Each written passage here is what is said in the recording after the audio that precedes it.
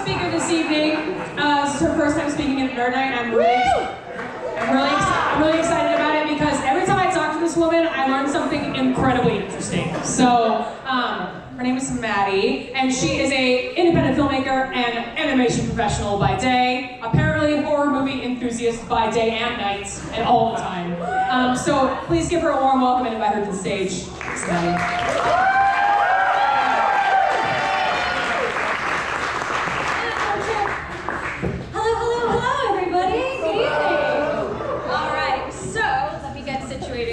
This clicker is very important for this presentation.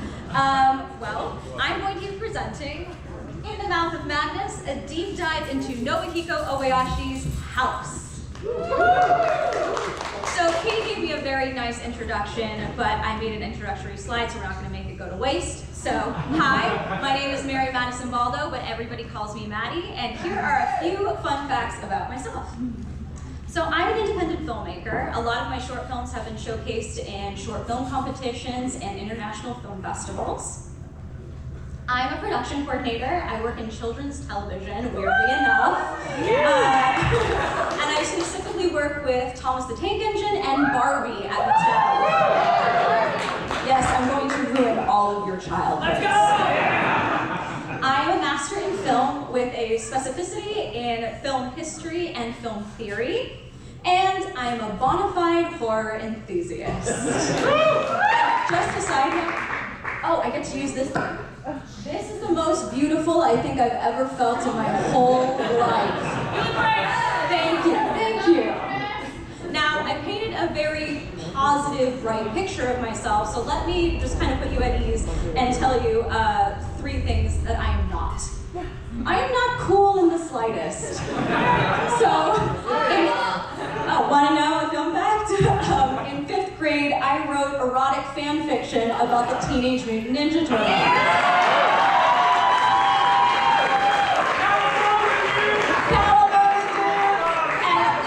I know they're teenagers, but Leo can still get it. I am not coordinated. On the way to the shower today, I slipped and fell. So there is a high percentage that I will probably trip over my own feet during this presentation. And above all else, I am not an expert. I am a fangirl who likes to disappear down deep, dark rabbit holes of research for fun, which, coincidentally, is why this presentation exists. So, I feel like I need to say this so you don't come at me. Spoiler alert. I will be talking about the history and making of a movie. I bet you know what it is. So I will be spoiling a lot of it, but it is really important to keep in mind that it is not about what happens, but how it happens that makes a film worth watching. So, thank you, so clap, Grace, I appreciate it. I strongly encourage you to give this movie a try after tonight's presentations and make up your own mind about it. Experience it for yourself. So, I have a very important question to ask you all. What does The Fall of Kaiju, watermelons, 7 schoolgirls, and Steven Spielberg have in common? Very intriguing foursome there. As you can probably guess, it's this movie, House. So let me tell you a few details to get you better acquainted with this movie. It's classified as a horror movie. Its tagline is, how 7 beauties were eaten. Get really intense there. Its running time is 1 hour and 28 minutes, and according to IMDb, this is its summary. A schoolgirl and 6 of her classmates, if I could read the small print on that, I'm gonna turn this way. A schoolgirl and 6 of her classmates travel to her aunt's country home, which turns out to be haunted. It kind of sounds pretty lame looking at it, right? But I'm going to make it a little bit more exciting by making just a few little edits. It's actually not a horror movie. It is a gothic fairy tale. It actually has elements of comedy, drama, mystery, but at its core, it is a cautionary, fantastical tale that just happens to have a fuck ton of blood. Escape the home. enter the house. Now that sounds suitably spooky. It is one of these rare occurrences, very rare occurrences, that this movie is not long enough for me. I need another half hour, goddammit. I have watched this movie 70 times, and each time I'm like, why is there not more? And we're gonna do this again. This is a more suitable summary. After finding out that her father is remarrying, a teenager named Gorgeous, yes, that is her name, decides to run away to her aunt's house in the middle of nowhere and invites her 6 friends, get ready, fantasy, sweet, melody, kung fu, prof, and Mac along for the ride. When they arrive, they discover that Gorgeous's aunt is a bitter spirit, hell-bent on consuming innocent souls to stay alive as she waits for her fiancé to return from a war long concluded. Now, doesn't that sound more exciting and more worthy of a Nerd Night talk? And if I haven't piqued your interest or intrigued you by that, get this. House is widely known as the movie that brought about, oop, wrong thing, ruins my dramatic entrance there, brought about the end of the golden age of Japanese cinema. Dun, dun, dun. So, before we get into this, we actually have a few house rules tonight. We got a drinking game, guys. All right, I hope you guys are well equipped. Take a sip when you see a cat. Where cat? Here cat. Drink. All right, and take a sip whenever a fact in this presentation makes you think, what the fuck? And trust me, it is chock full of them. So, is everybody ready? Yeah! All right, let's get into this. We're gonna start in the 1950s, which is widely considered the golden age of Japanese cinema. Cat, drink! This is my favorite gift, by the way. I love this thing. All right. So, 1950s. So we're going to start on a little bit of a somber note. This was a time of recovery in Japan. They had just gotten out of the Second World War, and they were still suffering the aftermath of the bombings of Hiroshima and Nagasaki. I know we're going there. So Japanese filmmakers were looking for a way to channel their emotions into their art. So subsequently, the filmmakers created a series of films that had very similar cinematic styles and focuses and themes. So, that is the red thing. What were those? So all the films during this particular time period were very bleak. They were elegant, they were structured, they were traditional, they were poetic. And they often featured an older male or female character. I'm going to adjust this because I want to be able to read what I'm presenting. You know, professional. And the themes were usually revolved around death, war, violence, grief, and reconnecting with a loved one or family member. So, during this time, audiences felt seen because they'd been through the same things as these filmmakers did, and they garnered a lot of, and these films garnered a lot of global praise, like Rashomon, Godzilla, and Tokyo Story. I highly suggest you guys check these out if you want to. Also during this time, double features were immensely popular. The A movie was usually a movie from a major motion picture studio, and the B movie was often a low-budget, independent film that gave a young, up-and-coming filmmaker an opportunity to showcase their work. So the A movie could be Seven Samurai, and the B movie could be Invasion of the Mushroom People. But this was a really valuable experience for up-and-coming filmmakers to be on top billing with a major motion picture, and it gave them an opportunity for their work to be seen and for them to potentially get hired by these big studios. So like I said, audiences flocked, budgets went skyward because they were making profit, and by 1959, there were, throw out a number, how many movie theaters do you think were functioning in Japan? Oh my goodness, whoever said 17, prepare to have your fucking mind blown. 4,400 movie theaters were publicly available to Japan. Also, an average of how many movies do you think were being released by Japanese studios annually? 17! I love everyone who said that. Actually, 600 films. Well, oh yes, close enough, Rolly.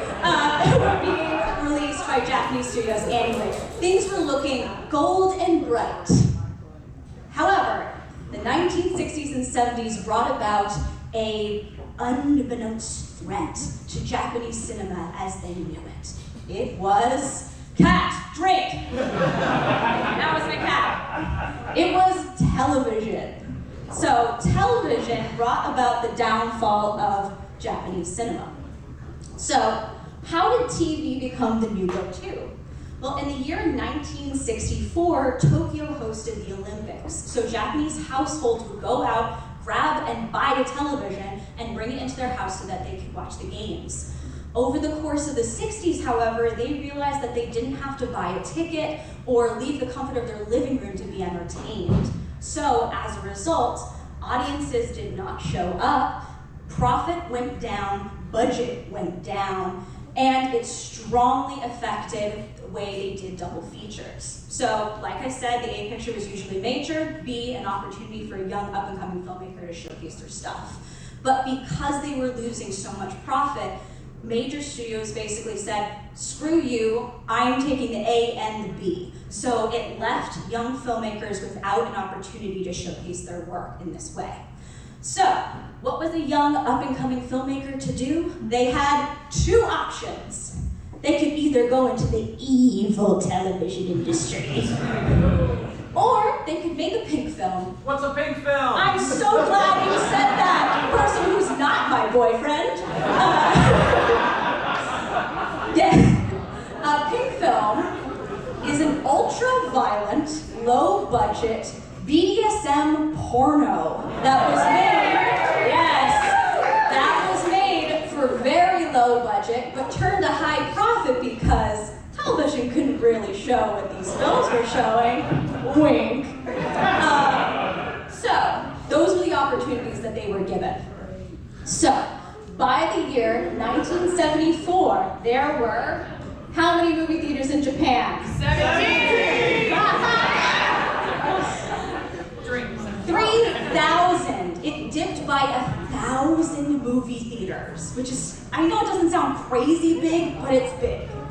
And I think I know what the answer for this is going to be. An average of how many movies were being released by Japanese studios annually in 1974? 300.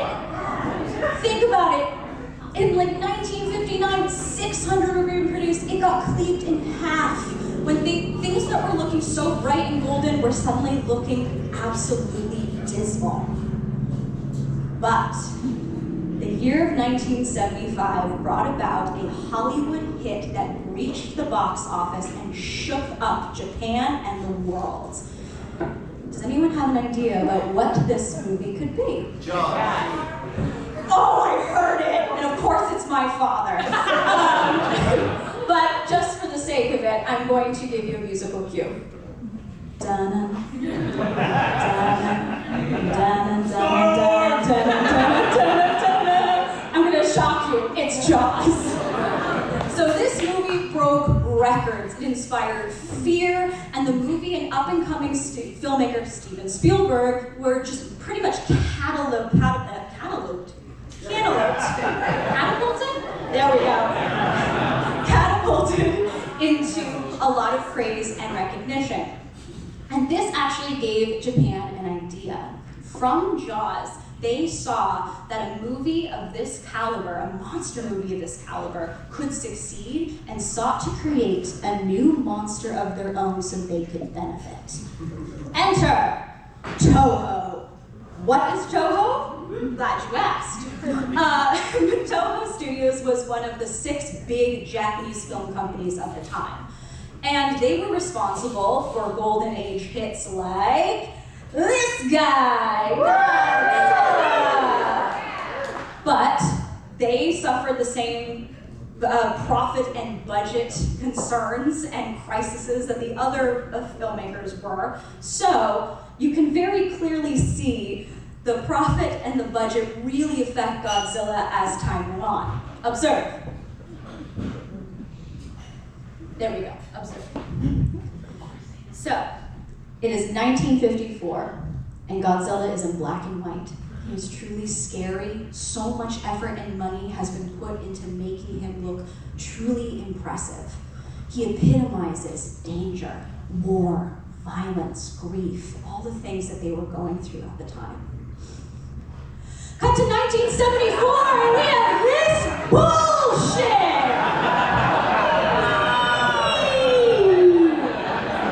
So, they were really taking a deep dive on this. So, Toho decided that they were going to take a truly monstrous risk. I don't know what that was. Truly monstrous risk. They were going to produce a film like Jaws. Yes, it was that loose.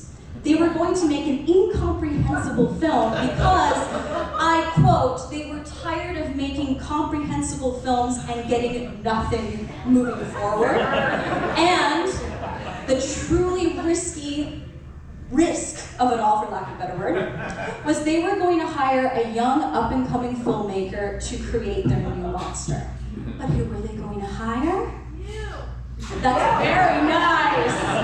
Enter Nobuhiko Obayashi! Or should I say, the infamous Nobuhiko Obayashi. Cat, drink! Alright, so who is this man? Well, he was a college dropout who, along with his friends, decided to create an avant-garde independent film company called Film Independent. Yes, they were, that's not a very creative name, but they were truly talented individuals, and Nobuhiko Obayashi stood out amongst the rest. Why? Because of his unique approach to film. He garnered a lot of, and harnessed a lot of unique techniques like extreme color grading, animation, and rapid-fire editing to convey his stories. And his stories were often about young female protagonists, about teenagers who had happy-go-lucky childhoods that were somehow interrupted in some way or another, usually by the horrors of adulthood, like first love and then subsequent broken hearts, grief, losing a loved one, arranged marriages, vampirism, all the, growing pains of a young woman. So he took every opportunity to make sure that his films were shown. So he would take them to film festivals, competitions, movie theaters. At one point, he even projected one of his films on the side of a building before he got arrested.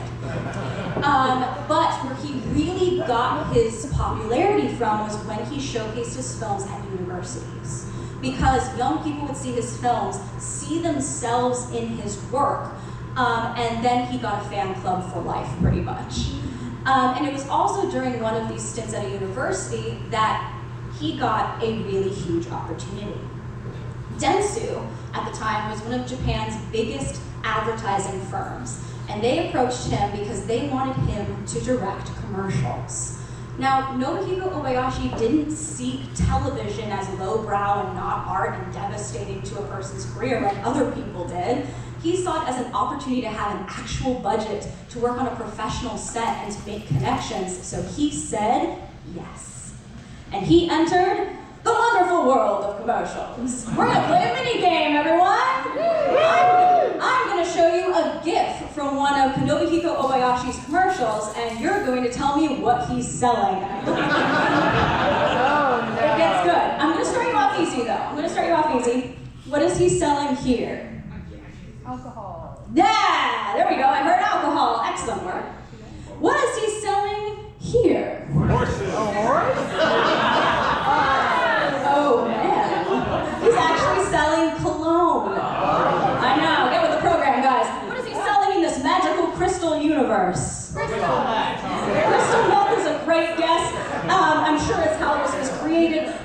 actually, it's fancy-ass yogurt. And, all right, we're on our fourth one, everybody. Get your game faces on. What is he selling here? What's wrong with you? He's very obviously selling women's fashion. So, as you can see from these gifts, he really was given free reign to be as creative as possible. He got to experiment with more techniques like green screen, blue screen, chroma key. He got to meet a bunch of celebrities. He got to really expand upon his craft. And it is from these commercials that Toho said, "This is the guy. This is the guy we gotta hire." So they called him up, asked him to create a monster for them, and he said, "Yeah, all right." But where was he going to find inspiration for this monster? Why, his 10-year-old daughter, of course, Chigumi! So he asked Chigumi a very important question. What are you afraid of? And turns out Chigumi was afraid of a lot of fucking things. Like mirrors, where the reflection would reach out and grab her. Yeah, I mean, I'm scared of that. Pianos that would bite her fingers off whenever she played it. Grandfather clocks that were so loud that it would cause her to go deaf. She had a reoccurring nightmare when she put a watermelon in a well, it turned into a severed head and bit her. I don't know what it is about biting. Mattresses that were too heavy for her and then crushed her. Body parts where they shouldn't be, like dangling legs or eyeballs in mouths. And above all, supernatural demon witch cats. Witch cat, drink! All right. So along with these childhood nightmares, Nobuhiko Obayashi actually put a few of his own, which were a little bit more sombering.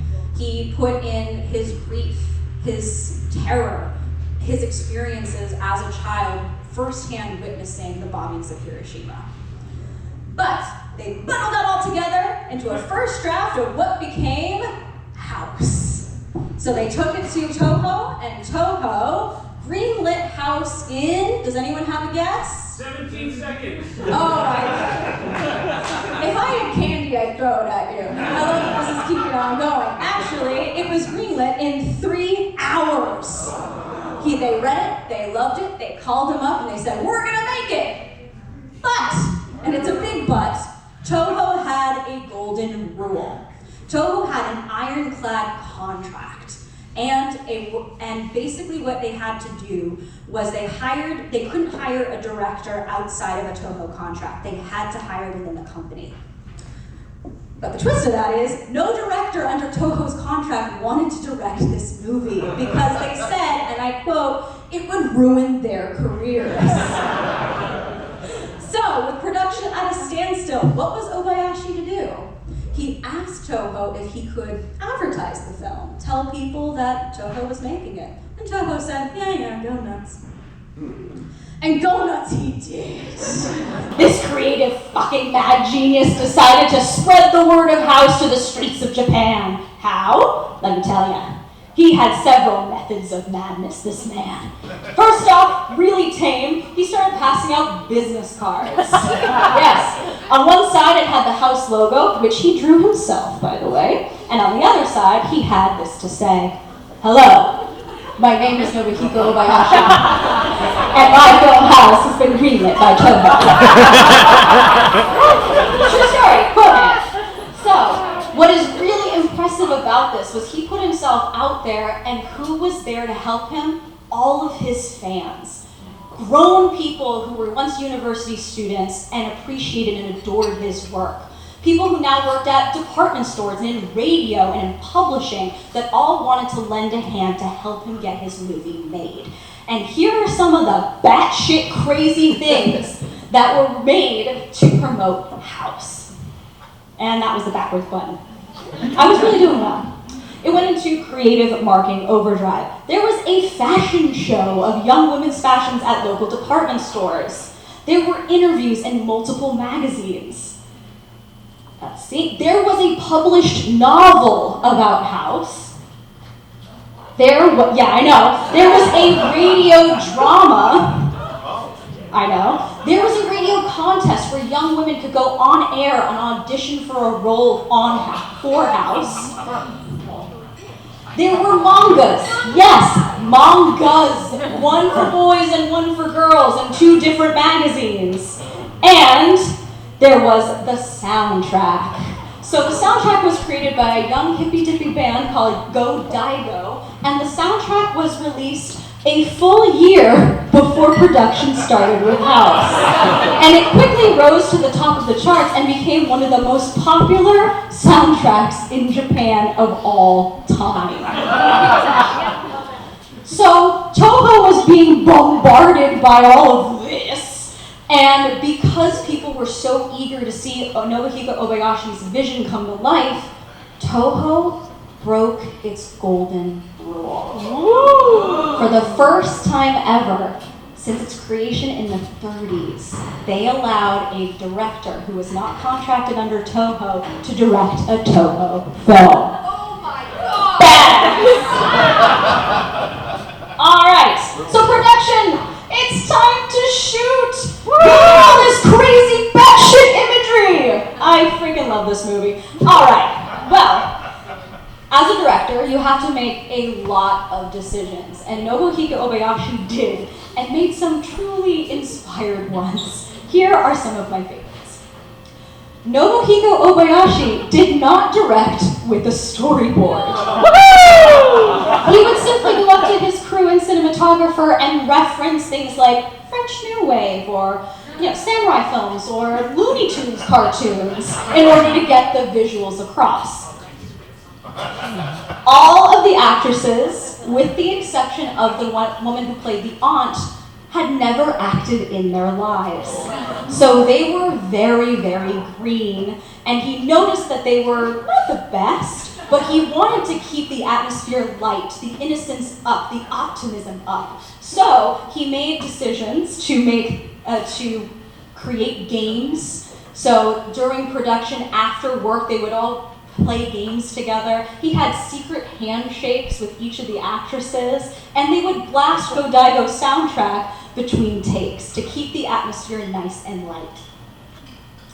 Can't read my own writing now. Oh yes, Shigumi came to set as an advisor. She is even credited in the credits as advisor as well as story by, which is pretty crazy. And he would actually turn to her and after takes and ask for her opinion, and she would give the advice and he would follow it. Imagine getting direction from an 11-year-old girl. So Toho Studios, being one of the biggest studios, had a wealth of expertise and professionals. Nobuhiko Obayashi asked the set designers, instead of making something that was super realistic, he actually asked them to paint in magenta and cyan and highlighter yellow because he wanted the backdrops to feel like they were from a fairy tale pop-up book. He didn't want it to feel real, he wanted it to feel fantastical. And jumping onto that, there were very specific direction when it came to special effects. So like I said, he had the wealth of Toho at his side, but he decided that he was going to do the special effects himself. He wanted the special effects to be imperfect, to feel half-rendered, like a nightmare gone bad. You know those nightmares where there's 3 heads and a weird edge, and like maybe just me? Yeah. But he wanted things to feel weird and discombobulated and odd. After 2 months of filming, it was a wrap, so they edited it, packaged it up, sent it to Toho, and what did Toho say? I have made a huge mistake. Toho did not realize what they were asking Nobuhiko to do, and they were shocked by the results. But because they had the pressure of Japan on their backs to release Nobuhiko Obayashi's vision, they had to release it. So, in 1977, on July 30th, House came to theaters. Cat drink! In Japan, Toho didn't want to lose money on this movie, and they feared that they would. So they actually released House as a double feature. They had Pure Hearts and Mud, which was a teen romance, as the A picture, and House as the B picture. So it was released, and what did Japanese critics think? They fucking hated it. In fact, several critics refused to write a review because they said it was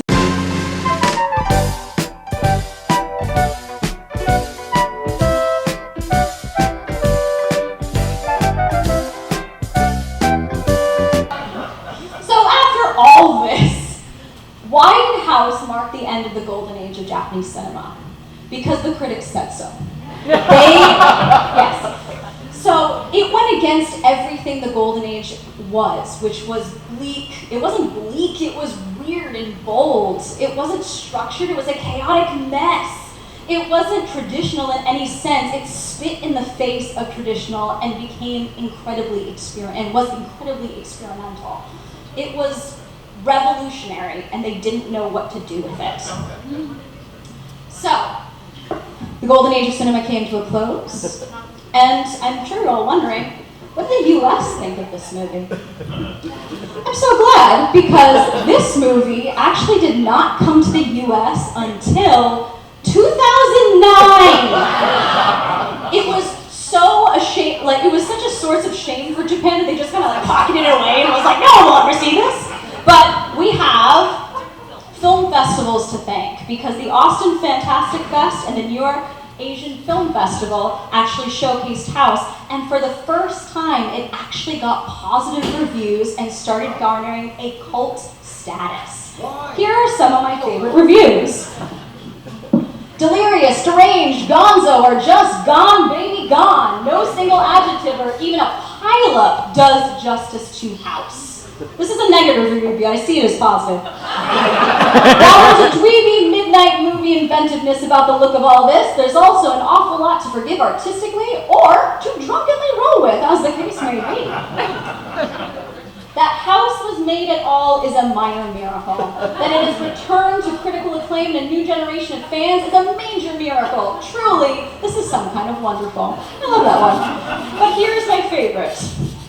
If you crashed a teenage girl's pajama party while necking some bad acid, this is probably what it would feel like. Sounds like this guy has experience.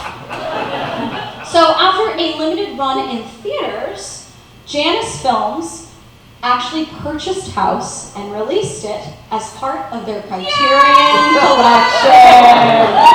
So that everyone can enjoy it. Here's a weird fact, it's Bill Hader's favorite movie.